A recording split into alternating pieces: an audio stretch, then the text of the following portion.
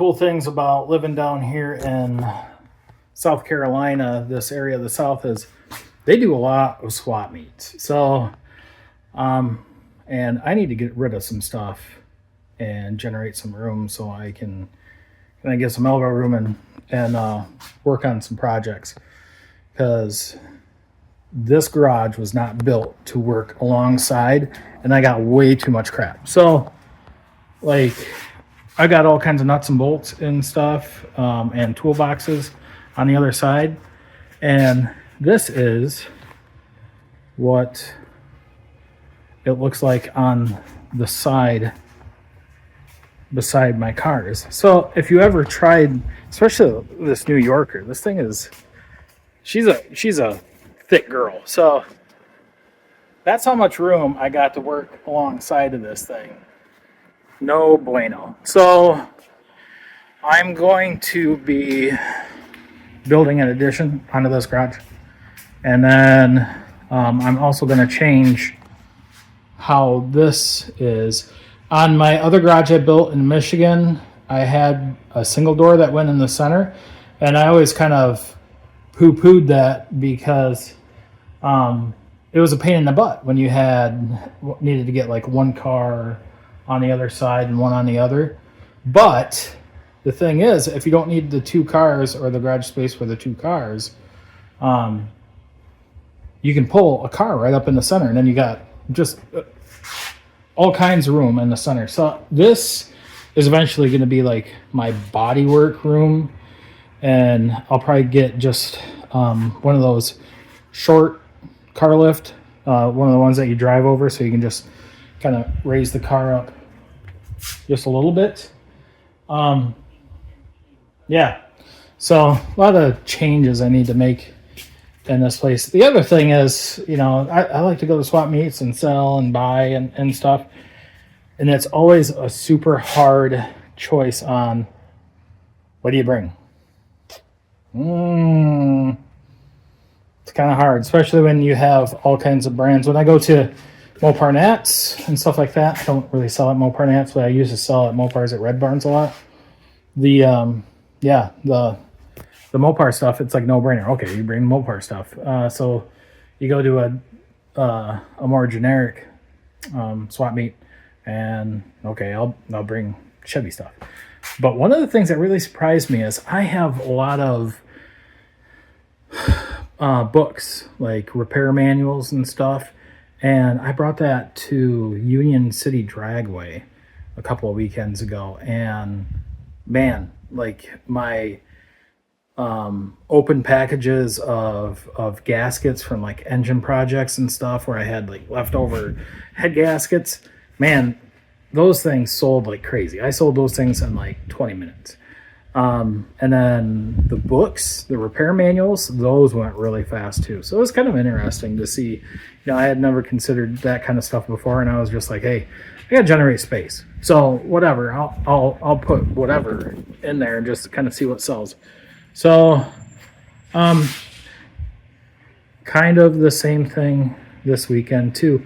And I think I'm gonna video that kind of over the weekend and update, and then post out the video. I always kind of thought it would like be interesting to see what sells. With back in the day when I was a kid, man, that was the best thing ever, going to Super Chevy and all the swap meet and stuff. But with eBay and Facebook Marketplace and stuff,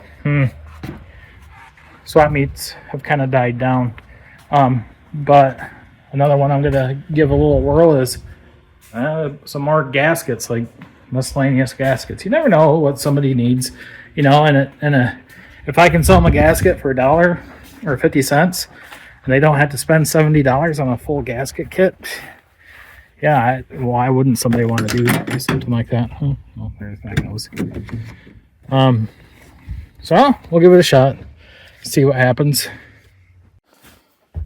Okay, another thing that might be swap meet fodder. Rims. They take up space, or weird to pack. I don't think they really bring like that much money. Like, these are some some Westerns. They're not even like a legit, well, these ones are Kreggers. Those are legit Kreggers. But stuff that's got a little bit of rust, or like this one's got a little bit of blem. You know, how much do you ask for stuff like this? And they take up a lot of space, and I don't know. We'll see how this goes. That would be a good experiment for this video too. It's like, can you get rid of rims and tires like old Kreger style? Yeah, those are knockoffs. You know, how do they do at swap meets? You know, are people still buying that stuff for rat rods? Oh, there's a K member for the Coronet. Radiator for the Coronet. You know, I was thinking about keeping some of these things for the Coronet project. We'll see what sells. I'll probably keep this stack. There are real legit Kreggers down here at the bottom. Maybe I should I'll bring the knockoffs on this trip and see how those do. All right, let's do that. All right, thinking about this, I might hold off on actually selling these ones because of the back spacing. They're not in that great of shape. It'd be good for a rat rod. I still have not decided on how nice I'm going to make that Coronet either. And man, it always seems like it's the car guy thing, right? You know, you try and sell something and you can't get rid of it, and then if you ever need to buy it again, good luck. It always seems like it costs you 4 times as much. The most important tool when you go to a swap meet, if you're selling, a Sharpie and tape. All right, so it's the day after the swap meet, and here are the results. I didn't sell hardly nothing. So basically went there with a truck full of stuff and came back with a truck full of stuff. Some of the stuff I did sell was a gauge package out of a boat. Some old decals off of another boat that I had, Formula, and just like stupid onesie-twosie $5 things like a stupid flex fan and stuff other than that. So it's like, is it even worth doing swap meets anymore? I mean, it was like a 100-mile trip. So 2 hours to get there, sold a whole whopping like $35 worth of stuff, and then 2 hours back. And did I lose some money? Yep. Did I sell all my stuff? Nope. Did I buy much of anything I was looking for? No as well. Here's some of the stuff I did bring. Like, here's an LT1 carburetor. Here's just a regular double pumper, you know, a good rebuildable core. You know, it's not all loose and sloppy. Here's a 7.5-inch ring gear 10-bolt chrome cover. There's a cooling fan. There's some rims that I brought. And then like some spare 350 pistons that are standard bore, a 12-bolt Chevy 340 or 430 ring gear set. I mean, so it's pretty universal stuff. I mean, even a brand new small block Chevy intake, I didn't even get any offers on this thing. And for those that don't know, this is a Holley Contender. These are a discontinued intake. Really hard to find, and they really work good. They kind of got phased out when the air gaps came along, but before the air gaps, that was like the intake. Also, if anybody watches this video and they know where you can get old rims like this restored, please drop a comment below. And if you happen to know what the price is, because I mean, it's too bad the rest of this rim is actually in really nice shape, but it's starting to get kind of eroded on the edge. So, but I mean, even like this, I brought these rims, had them priced cheap to move, and basically the whole time it was just people pointing out that they had rust on them. And it's like, yeah, that's why they're not $250 a piece. So in the end, what's the lesson here? I don't know. Am I going to keep on going to swap meets? Yes, because I am a hopeless romantic and hope someday swap meets kind of start making a comeback. You know, even if it's, you know, people are more focused on, you know, there's a bunch of 80s cars out there that seem to be making a resurgence. You know, they made a ton of the old Cutlasses and third-gen Camaros and the Fox body Mustangs and stuff like that are still, you know, you find them out in the junkyards and stuff. So, you know, back in the day, it was, back in the 80s, 90s, it was swap meets full of stuff for like Chevelles and the old 60s Chevelles and GTOs and Mustangs and Camaros and stuff like that, and all the old Mopar stuff. Am I gonna dedicate a bunch of resources to go to swap meet in the future? Probably not.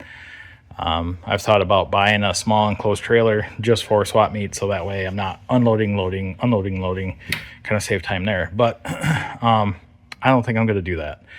I'm just going to be more opportunistic. There is the Mopars at the Rock coming up. Rockingham's only like 3 hours away from where I live now, so I think I'm going to do that. I don't know if I'm going to sell, but there's a couple of things I'm looking for up there. There is a few Mopar parts I probably could get rid of. If I was smart, I would bring up my course spline 833, my Hemi 4-speed up there that was behind a 67 HP 440 that I bought the combo to. That transmission I wanted to save for the Coronet, but thinking more about it, if I do drag and drives with a stick, I think I'd rather have a 5 or a 6-speed in that, especially after driving the Valiant around. The Valiant didn't do bad. You know, I had to put a 355 gear in it, but I think it really suffered as far as quarter mile times go. It still ran in the 12s. It could have done better, but it would have been nice to have an overdrive also. I think I did get around 12 to 13 miles a gallon with the Valiant. I mean, it's a tiny car. It's small. But, yeah, I don't know. We'll see how swap meets go in the future. I won't stop going to them, that's for sure. But probably do more stuff on Marketplace. Maybe I'll even start selling on eBay again. But we'll see. As for now, like next week, I think I will need to do the brakes on the New Yorker.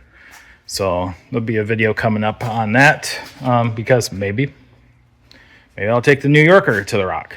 So don't forget, trying to get 500 subscribers for No Name Nationals. So if you could do me a favor, if you could subscribe. Last video got almost 500 views. So if the people that are watching subscribe, it would get me that much closer. Doesn't cost you anything, and it helps me out. So we'll see you guys soon.